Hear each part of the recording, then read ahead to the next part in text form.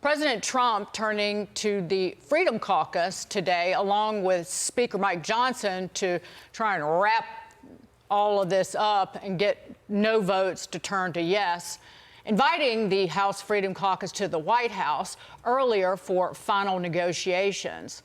Some members got salty over the SALT deal. You know, the Veruca Salt Caucus did get their deal. It was like a $40,000 cap now with a $500,000 phase out that goes up every year.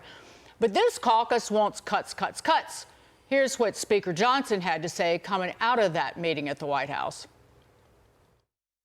The plan is to move forward as we expected. That was a very productive meeting at the White House. We will have a manager's amendment presented that'll have just some of these minor details. You will all be surprised. There's not much changing here because the underlying product we thought was so well done.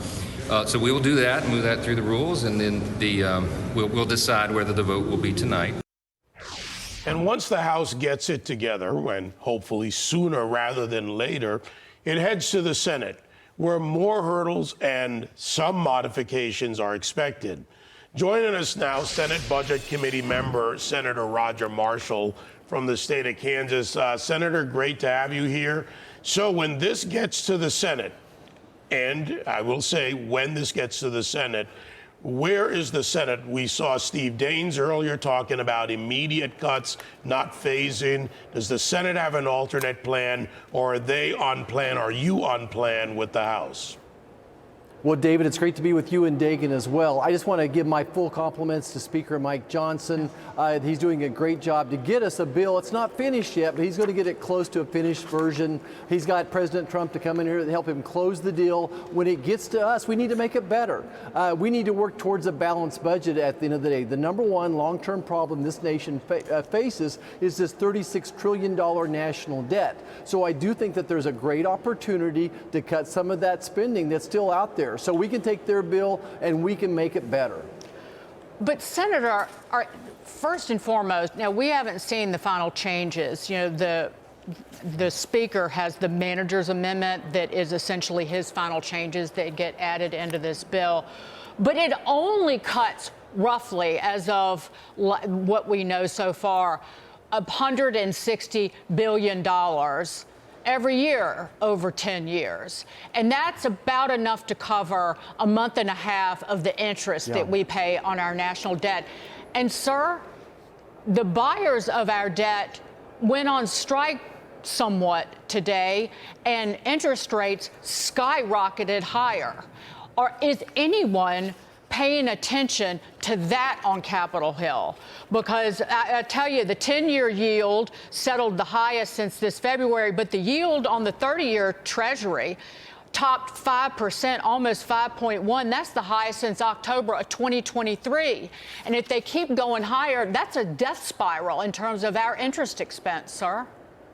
Yes, Dagan, you're spot on. And to answer your question, yes, we are paying attention. We spent a whole hour, almost an hour and a half today over lunch, the entire Republican caucus in the Senate, talking about just this, that we are facing this fiscal cliff right now and the challenges with selling our debt as well. That higher the interest rate, the more our debt's going to speed. That we're spending $1 trillion a year right now on interest. We're taking in $5 trillion, we're spending $7 trillion. And that's why we need to take this bill from the House and bring it over to a more conservative Senate. Look, there's no senators that are in a SALT state. So we don't feel the pain quite like that they're feeling in regards to that. Look, we may lose the election. We may lose the House. I don't know the answer to that, but we need to do the right thing. And we need, for crying out loud, what we don't want is a $4.5 trillion tax increase. Passing this bill could easily mean $6,000 or $8,000 to an American family each year.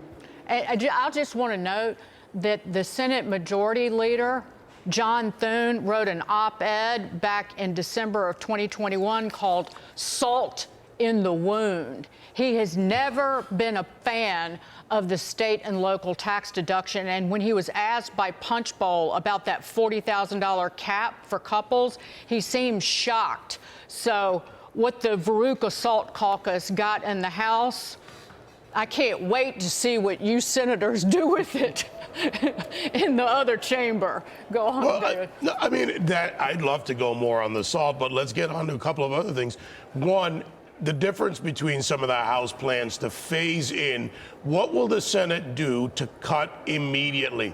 Lowering the tax rates. I mentioned Steve Daines earlier. The senator talked a little bit about it. Do you have plans, and can you keep that within the reconciliation guidelines so the parliamentarian doesn't shut you down? Well, look, we have to figure out a way to do it. I'm not the lawyer. Certainly Medicaid is something I am most familiar with.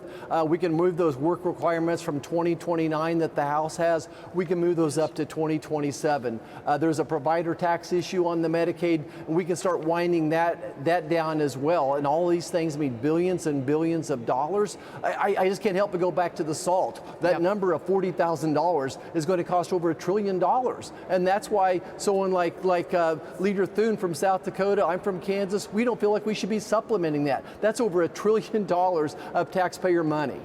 Well, you know, Steve Forbes here said, lower the income tax rate. There's an idea for the Congress. You shouldn't have to supplement it. Not you, not your constituents, and not the constituents and taxpayers in any state, Senator. Amen. I cannot wait to see what you take on once this bill passes out of the House. Senator Roger Marshall, thank you, sir. Thank you, Senator.